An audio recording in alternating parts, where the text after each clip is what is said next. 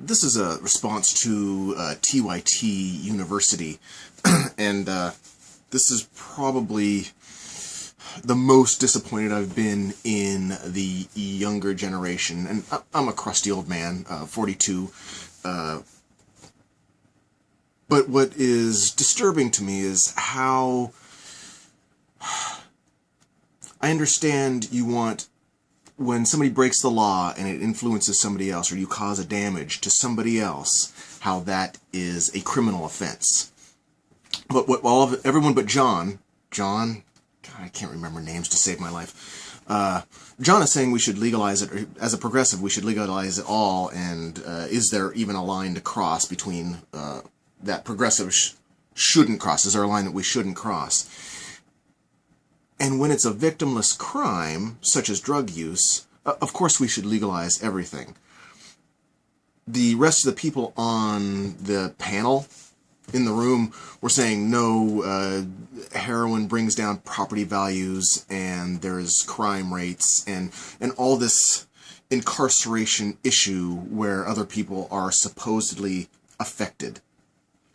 I would have to... initially, of course, first off, say that if it was illegal, it wouldn't be if it was made legal, it would no longer be a crime. So you wouldn't, by extension, would no longer have violence towards others for using any particular drug in general.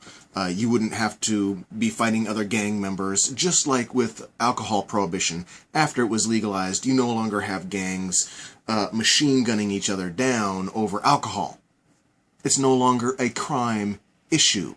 So it takes the violence and criminality out of whatever substance it is that you're ending the prohibition on. With, say, heroin and cocaine, all the really bad ones that society understands is really bad. We understand also that pot's a different thing because it doesn't really have any side effects. But those are chemically addictive drugs. Really bad, can destroy lives, alters the way you think, all that bad stuff. The biggest thing that I saw that everyone in that room missed was that apparently they think using the criminal justice system should take the place of medical help. Addiction, the one girl, and I forget her name, I apologize, was saying that it's chemically addictive, so it's different. But you're still in favor of using the penal system, putting them in prison for an addiction. So using law enforcement to treat somebody medically, I believe, is where you have your blinders on.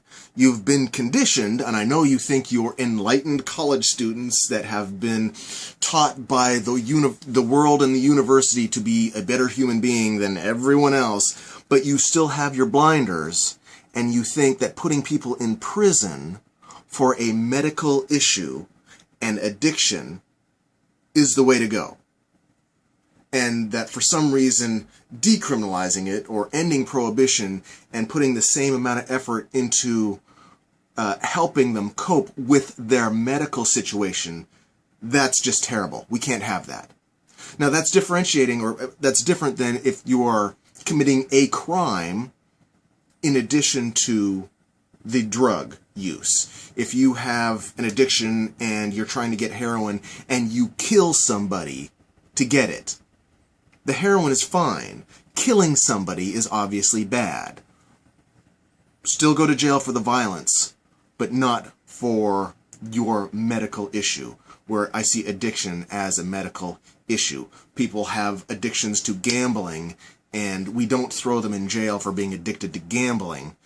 We throw them in jail for theft, for violence, that sort of thing. So I would love to see you change your mind and stop using violence from the state in the form of prison and law enforcement. Stop using violence to treat medical conditions that society is suffering. That's my 2 cents. Peace, I hope.